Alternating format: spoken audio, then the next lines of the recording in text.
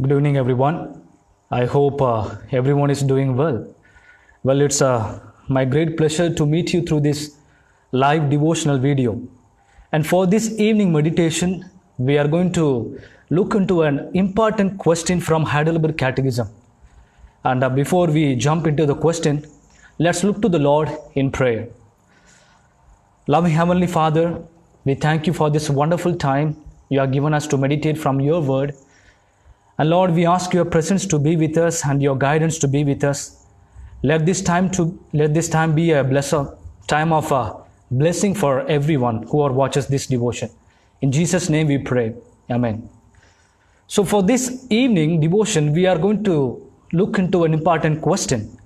And the question is, what is the only comfort that you and me can have in this life and death? See, we all know the situation in which we are living in. We live in a hopeless and a confusing situation, unaware of what is going to happen next. And I think this is the perfect moment for us to trust in the sovereignty of God. But then here the problem comes.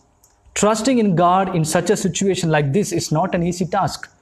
So you go out of your house and then look around. You feel yourself as a stranger here. You think you don't belong here. Sinful activities against God are everywhere. See, you just go out and look into a poster and talk to someone, or you go anywhere, you cannot find a place which has not been affected by sin. And I think you cannot find and also people do not look to the God who created them. Sinful temptations are everywhere to the point where we might itself fall into the sin. So what is the only comfort as believers can have in this life, in this sinful world? And I live in a village, and I thought since I live in a village, we won't be affected by corona. But hey, there are people who are affected by this virus even in our place. Some even died. Who knows? I might die as well. So what is the only comfort I have even in my death? This is an important question for all of us, especially for believers. This is a very relevant question for all our lives. So, the Catechism answers this question in this way: that I am not my own, but belong body and soul, in life and in death, to my faithful Savior Jesus Christ. He has fully paid for all my sins with his precious blood and has set me free from the tyranny of the devil. He also watches over me in such a way that not a hair can fall from my head without the will of my Father in heaven. In fact, all things must work together for my salvation because I belong to him. Christ, by his Holy Spirit, assures me of eternal life and makes me wholeheartedly willing and ready from now on to live for him. So we are going to break this into 3 points. And there are 3 things which gives us comfort in this world. So the first thing is knowing the fact that I do not belong to myself, but I belong to God gives us comfort in this sinful world. And secondly, the truth that God protects those who belong to him gives us comfort. And thirdly, the fact that we have eternal life even if we die in this world gives us comfort. We will briefly learn these 3 things. First of all, knowing the fact that I do not belong to myself, but I belong to God gives us comfort. See, we are well aware that man has body and a soul. When Adam and Eve sinned, they died spiritually, and from that day onwards, we all who are their descendants are born into sinful world, and we are born as sinners. Scripture says that there is no one righteous here. We were children of evil when we lived in sin. The Bible makes this very clear when we read Ephesians chapter 2, verse 1 to 3. And you were dead in your trespasses and sins, in which you formerly walked according to the course of this world, according to the prince of the power of the air, of the spirit that is now working in the sons of disobedience. Among them, we too all formerly lived in the lust of our flesh, indulging the desires of the flesh and of the mind, and were by nature children of wrath, even as the rest. Notice how these verses explain about us. We were living as children of disobedience and children of wrath. But notice the change that occurs in verse 4. But God.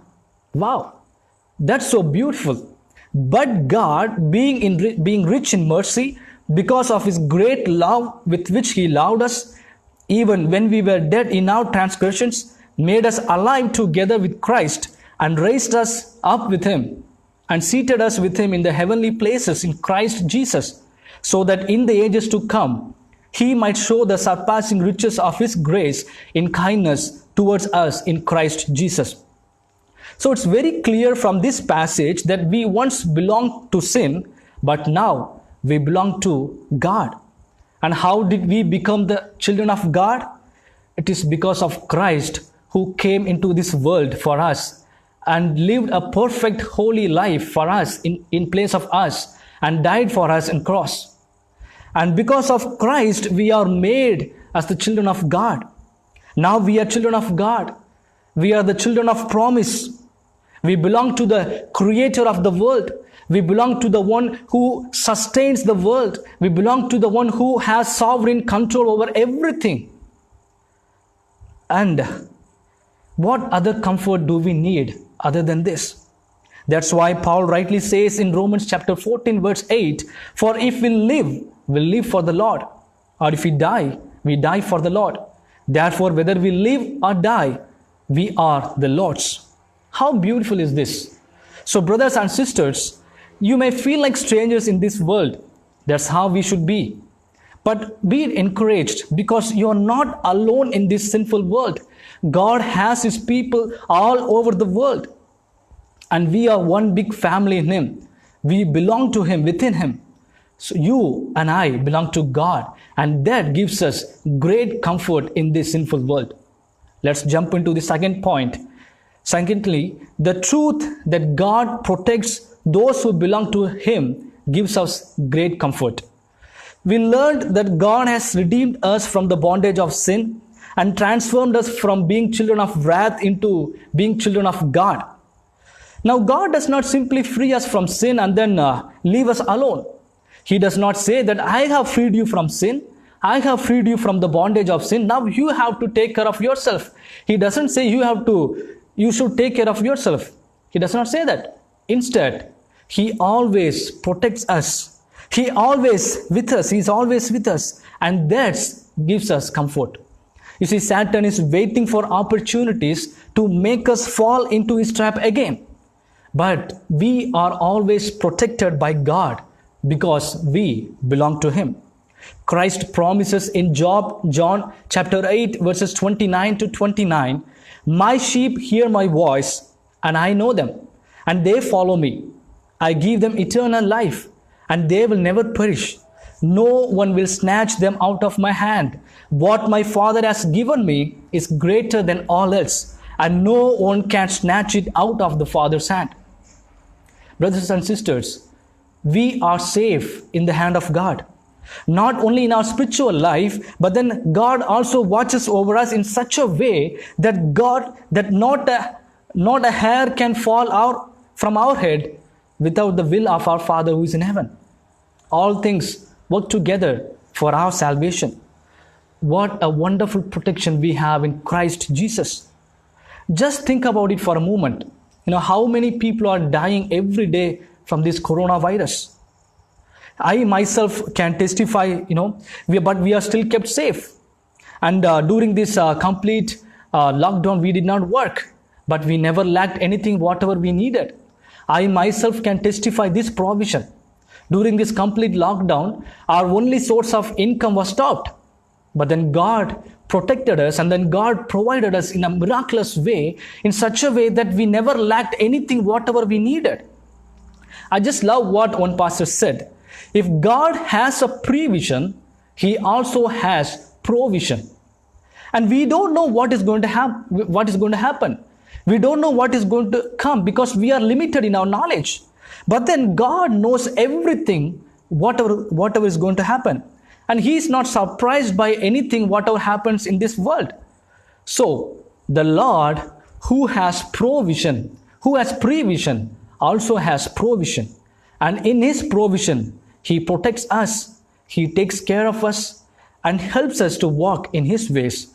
And that should bring us great comfort as we live in this world. Let's move to the third point. And the third point is the fact that even if we die in this world, we have an eternal life, and that gives us great comfort. You see, death is a sad moment for everyone in this world. We see in the newspaper how many people die every day from this coronavirus. Many die in accidents, many die from natural calamities, disasters, and many die from starving. Truly, death is painful. But God gives us great comfort even in this death. And what comfort is this?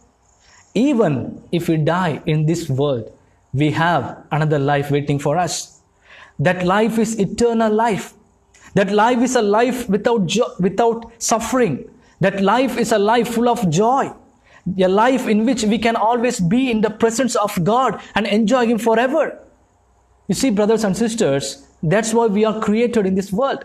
We are created to glorify God and to enjoy Him forever. And once we die, we are going to do that perfectly in heaven with Him, in the presence of God. See, in Hebrews chapter 12, verse 23, it says, our sanctification reaches its fullness in death. We will enter into eternity. Tell me now, why should we be afraid to see this death? Why should we see this death as tragic? How much comfort God has given us even in this death, when so many people enter into this death without any hope. Brothers and sisters, Thomas Watson brilliantly describes how death brings benefits to believers. I just want to read it for all of you. It is no wonder that a true saint is so earnest to be gone from this present world, if we consider how beneficial death is to a child of God. Death puts an end to all his evils. In particular, there are 9 evils with which death will put an end to. Number 1, death will put an end to a believer's sins. And number 2, death will put an end to a believer's temptations. Number 3, death will put an end to a believer's fears. Number 4, death will dry up a believer's tears. Number 5, death will put an end to a believer's troubles. Number 6, death puts an end to a believer's cares. Number 7, death will put an end to all our natural imperfections. Number 8, death will put an end to the imperfection of grace.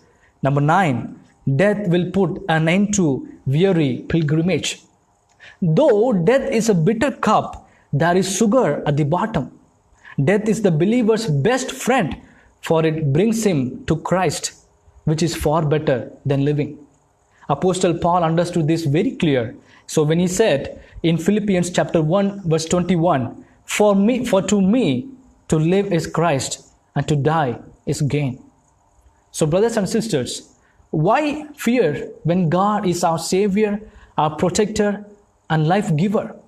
Enjoy in the benefits you received as His children and glorify Him in all that you do. That's why we are created for. So I want to say a few lines in Tamil who don't know English. I'll be back in English in 2 minutes. கிறிஸ்துவுக்குள் பிரியமானவர்களே, இந்த உலகத்திலே நாம் வாழும் பொழுது, இந்த பாவம் நிறைந்த உலகத்திலே நாம் வாழும் பொழுது, நம்ம பார்க்குற விஷயங்கள் எல்லாமே நமக்கு ஆறுதலை தர்றது கிடையாது. இந்த உலகத்தில் இருக்கிறவங்களுக்கு பணத்தை சம்பாதிச்சா ஆறுதலாக தெரியும், நிறைய பொருட்களை சம்பாதிச்சா ஆறுதலாக தெரியும், நிறைய கல்வியில் அறிவு இருந்த ஆறுதலாக தெரியும். இது எல்லாமே கிறிஸ்துவை அறியாத ஒரு விஷயம் ஒரு மக்களுக்கு. ஆனால் கிறிஸ்துவை விசுவாசிக்கிற நம்மளுக்கு, தேவனை அறிந்திருக்கின்றவர்களுக்கு, இந்த பாவமான உலகத்தில் நம்ம வெளியில் போனால் எங்கே பார்த்தாலும் பாவம் நிறைஞ்சிருக்குது. நம்ம வெளியில் போயிட்டு திரும்ப பயபக்தியோடு வர முடியாத அளவுக்கு எதை பார்த்தாலும் பாவம் நிறைஞ்சிருக்குது. அப்போ அந்த நேரத்தில் கிறிஸ்தவர்களாகி நமக்கு இருக்கின்ற ஒரு ஆறுதல் என்ன? இந்த உலகத்தில் நம்ம வாழும் பொழுதும் சரி, நம்ம மரிக்கும் பொழுதும் சரி, நமக்கு இருக்கின்ற மெய்யான ஆறுதல் என்ன அப்படின்னு நம்ம கேட்டோம்னு சொன்னால் 3 காரியங்கள் நமக்கு ஆறுதலை தருது. முதலாவதா, நாம் நமக்கு சொந்தமானவர்கள் அல்ல, மாறாக நாம் தேவனுக்கு சொந்தமானவர்கள் என்கின்ற அந்த ஒரு உரிமை பாராட்டுதல் நமக்கு ஆறுதலை தருது. நம்ம பாவிகளாக இருந்தோம், பாவத்திலே அடிமைத்தனத்தில் நாம் இருந்தோம். ஆனால் தேவன் ஆண்டவராகி இயேசு கிறிஸ்துவினாலே, அவருடைய சிலுவை மரணத்தினாலே நம்மை மீட்டெடுத்தபடினாலே, இந்த பாவத்தின் பிள்ளைகளாக இருந்த நாம் இப்பொழுது தேவனுடைய பிள்ளைகளாக இருக்கிறோம். அந்த தேவனுடைய பிள்ளைகளாக இருக்கின்ற நாம் இந்த உலகத்திலே வாழும் பொழுது பரிசுத்தவான்களாக வாழும்படியாக அழைக்கப்பட்டு இருக்கின்றோம். பரிசுத்தவான்களாக வாழும்படிக்கு பரிசுத்த ஆவியானவர் நமக்கு கிருபையையும் வழி நடத்துதலையும் ஒவ்வொரு நாளும் தருகின்ற கர்த்தராக இருக்கின்றார். அந்த ஒரு விஷயம், இந்த உலகத்திலே பாவம் எவ்வளவுதான் பெருகி இருந்தாலும், பாவம் எவ்வளவுதான் நிரம்பி இருந்தாலும், கிறிஸ்தவர்களாகிய நமக்கு இருக்கின்ற ஒரே ஆறுதல், நாம் இந்த பாவமான உலகிற்கு சொந்தமானவர்கள் அல்ல, பரிசுத்தமான தேவனுக்கு சொந்தமானவர்கள் என்கின்ற ஒரு விஷயம் நமக்கு ஆறுதல் தருது. இரண்டாவதாக, தேவனுக்கு சொந்தமான நம்மை தேவன் நம்ம தொடர்ச்சியாக பாதுகாக்கின்றார் என்பது நமக்கு ஆறுதல் தருது. நீங்க யோசிச்சு பாருங்க, தேவன் இந்த உலகத்துல நம்ம ரட்சித்து நம்ம காப்பாற்றி அப்படியே விட்டுட்டு போறவர் அல்ல. நான் உன்னை ரட்சித்துட்டேன், இனி நீ தான் உன்னை காப்பாற்றணும், நீ தான் உன்னை பாதுகாத்துக்கணும், நீ தான் உன்னுடைய வாழ்க்கையில பரிசுத்தமா வாழணும், இனி எனக்கு உன்னுடைய வாழ்க்கையில எந்த சம்பந்தமும் இல்லைன்னு கடவுள் சொல்லிட்டு விட்டுட்டு போறது கிடையாது.